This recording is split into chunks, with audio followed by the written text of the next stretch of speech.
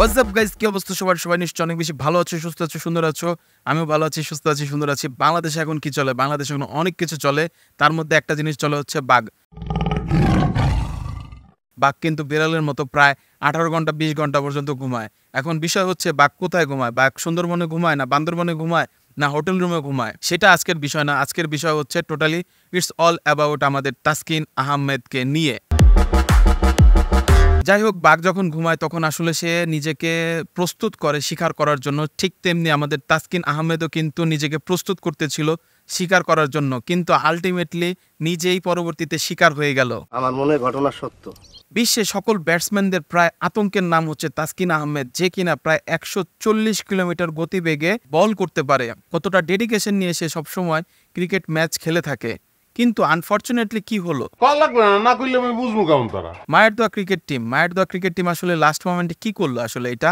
তো নর্মালি কি হয়, নর্মালি সবাই যেহেতু টিম একসাথে আছে, এখন টিম একসাথে নাস্তা করবে, একসাথে ট্রেনিং করবে, একসাথে এটা করবে, একসাথে ওইটা করে বকর চপর অনেক কিছুই কিন্তু থাকতে পারে। তাকে ফোন করা হয়েছিল, সে ফোন পিক করতে পারে নাই।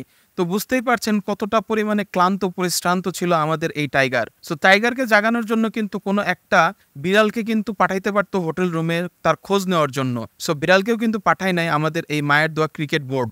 বলো কি, তুমি সত্যি বলছো? বলো আলহামদুলিল্লাহ। ইন্টারন্যাশনাল ম্যাচ হোক আর ডোমেস্টিক ম্যাচ হোক, সব ম্যাচেই কিন্তু একটা শিডিউল মেনটেন করে কিন্তু তারা কাজ করে থাকে।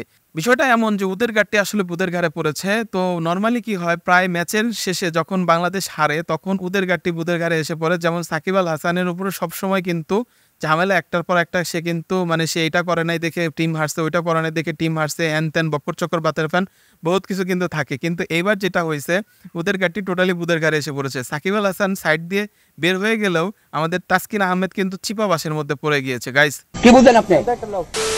সো তাসকিন আহমেদ তার ভেরিফাইড ফেসবুকে একটা বিশাল একটা স্ট্যাটাস দিয়েছে। সেই স্ট্যাটাসটা এরকম ছিল, তো আমি তোমাদের এই যে দেখাই দিচ্ছি কি ছিল। এবং এখানে বাংলা ট্রান্সলেট করা ছিল, ইংলিশ টু ইংলিশ ট্রান্সলেট করা ছিল। সেটা তোমরা ওইখান থেকে দেখে নিতে পারো। এবং এখানে তোমরা রিয়াকশন ভিউটিউ টুকটাক দেখতেই পাচ্ছ কিরকম রিয়াকশন পড়েছে। এবং সে নিজে কিন্তু থ্যাংক ইউ দিয়েছে সবাইকে। সো প্রতি সপ্তাহে কিন্তু আইসিসি একটা খেলার র্যাঙ্কিং কিন্তু তারা বের করে থাকে যে কার র্যাঙ্কিং কততে। এবং আমাদের তাসকিন আহমেদ কিন্তু সেখান থেকে র্যাঙ্কিংয়ে ডাউন খেয়ে গিয়েছে, এবং আমাদের মুস্তাফিজ সাহেবও কিন্তু সেখান থেকে র্যাঙ্কিংয়ে ডাউন খেয়ে গিয়েছে। সো বুঝতেই পারছো যে আমাদের আসলে কোন জায়গাগুলোতে ডেভেলপমেন্ট করা উচিত গাইস। সো বাঘ আর বিলাইয়ের গল্প এখানেই শেষ করছি। আমরা জিতলেও বাংলাদেশি, হারলেও বাংলাদেশি।